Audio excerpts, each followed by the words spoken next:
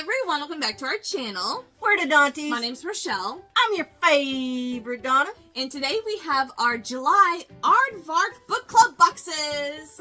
Her Aardvark boxes. Y'all know I read everything off my Kindle. So this month we decided to split out our Aardvark book unboxing from Book of the Month because I got two this month. So why? What happened was... Oh, here we go. It's story time. What happened was, on the first, I chose my 3 books, which is the max. If you don't know, Aardvark is very similar to Book of the Month. It is a book online subscription service where you go on the first of every month and they'll drop 4 to 6 books for you to choose from. You pick one and they send it to you. And you can pick up to 2 additionals in your box. So I chose my 3. And then I read... And then what happened? And then what happened was... Here comes the story part. I read a book through my library that I was dead set against reading.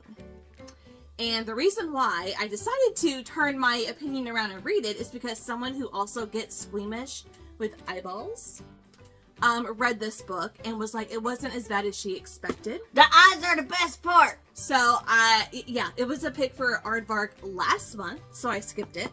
And I read it and I gave it 5 stars. So I was like, I have to own it. The cover is really cool. It was a really, really good horror book.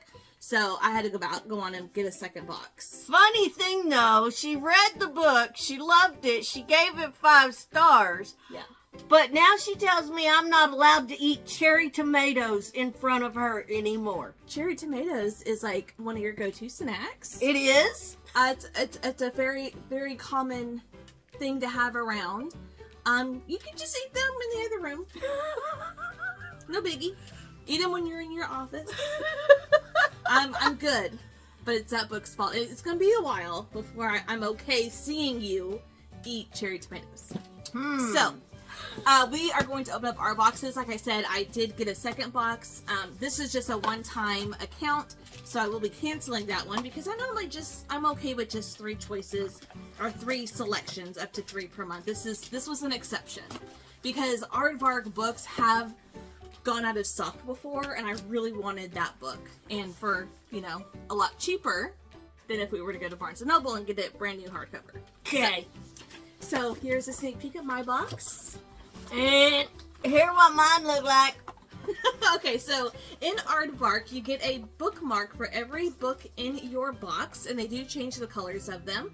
So my book box came with 3, because I chose 3 books, and it says dress code, dust jacket optional, which is funny because if I'm reading a hardcover, I'm taking off the dust jacket. So. Yeah, it gets in the way. It does. So, like I read them anymore. Right? But then they also put in a postcard with all of the options that were available for the month. So you can kind of get a sneak peek there. I did choose 2 of these in my box and then 1 past book option. And there's always like some social media challenge that you can go on and participate in and possibly win a free book. My first book that I chose is I Was a Teenage Slasher by Stephen Graham Jones. And I believe this is technically a horror, maybe thriller horror. I know it's supposed to take place in Texas. Oh. La Mesa, Texas, July 1989. It's the summer before senior year for best friends Tolly and Amber. They're not in the marching band. They're not in the FFA. They don't really count. Amber is the only native student in town, and Tolly is only on the radar due to his father's recent death. This is all about to change. I may have to read this one. Be happy you weren't there. Be happy you're only reading about it. So that sounds super intriguing, and I am excited for this. Yeah, I may have to read that. That cover is like creepy. Yeah. Yeah. I may have to get that one. Alright, so she has 2 bookmarks in her box. It's all the same. Yep. Okay. Oh, yeah. And this one says, Whoever You Are, Honey, by Olivia Gatwood. That just looks creepy. Yeah, it kind of does. Look creepy. And I only chose this one because, I had to choose another option for the month to get the other book. But several people have this on their most anticipated for the second half of the year. So I've seen it around, but what does it say? What was once dystopia may now be reality. On the Santa Cruz waterfront, every house is a flawless glass monolith, except for one in a dilapidated bungalow Mitty and her elderly roommate, Bethel, That's an interesting name. are an oddball pair who represent the last vestiges of a free-spirited town taken over by the tech elite. Ooh. But their lives are about to be forever changed when a new couple, Sebastian and Lana, move in next door. Man, them next door neighbors. All right. So, I don't know. That cover is kind of giving, like, literary thriller, maybe literary horror. What are these new neighbors gonna do to wreck the neighborhood? I don't know, but that tagline of, you know, what was once dystopia is now reality, like, interesting. So the next book, ooh, this is pink. This is called Perfume and Pain. It says Her Bad Behavior Just Got Worse. It's by Anna Dorn. So this is one that I chose because of Lexi. If anyone watches Alexandra Rosalind, she read this and she was like, if you like that weird girl book, like those books are just like weird, you would really like this. And a lot of the books that she's been reading lately, I have read and enjoyed. So I was like, let me try this one too. It says, will she find success in her career? Will she ever find true love? Or will she only know perfume and pain? That's all I'm going to read. I just know it's about women and it gets weird. So we'll see what that's like. All right. And now, this cover is awesome. It is y'all. a really cool cover, but The eyes are the best part by Monica Kim. and like I said, I gave this 5 stars. It's a horror. I'm gonna have to read it. I'm gonna have to. So we don't have to read the inside cover. I can tell you exactly what this is about. So this is about a family, an Asian family who live in America, who the mom and dad split up, and the mom ends up with a new boyfriend down the line while the girls are, there's 2 sisters, while the girls are in high school, I think.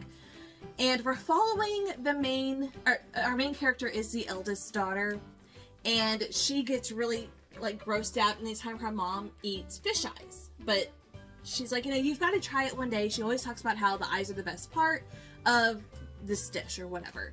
So she finally does, and then she becomes obsessed with eyeballs. Specifically, her mom's boyfriend's blue eyeballs. Oh, it's blue on the cover, yeah.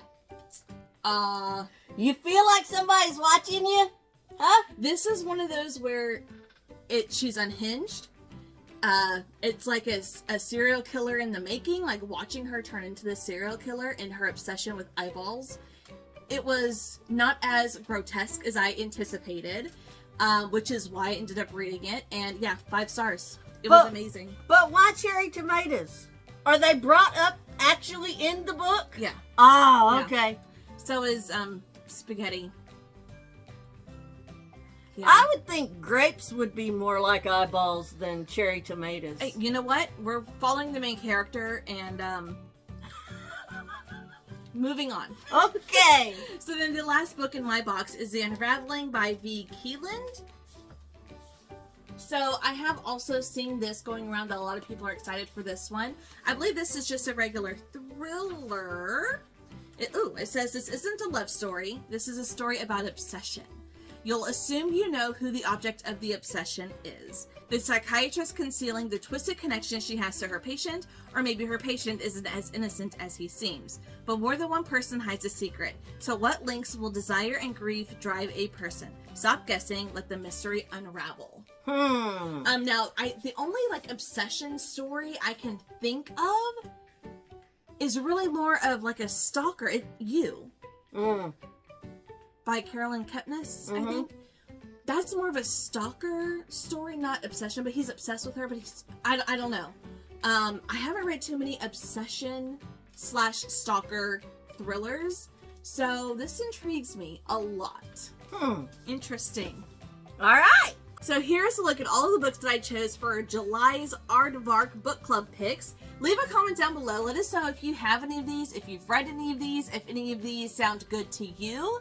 And if you do subscribe to Aardvark, which books did you choose for the month of July? I would love to know, because they are a lot newer than Book of the Month. They've only been around for about a year and a half, and their books go out of stock very quickly. and they don't get reprinted as of now. Which is why I had to jump on The Eyes Are the Best Part, because I definitely had to own that one. All right. But that's it for us today. Thank you guys so much for watching, and we'll see you in our next video. Bye.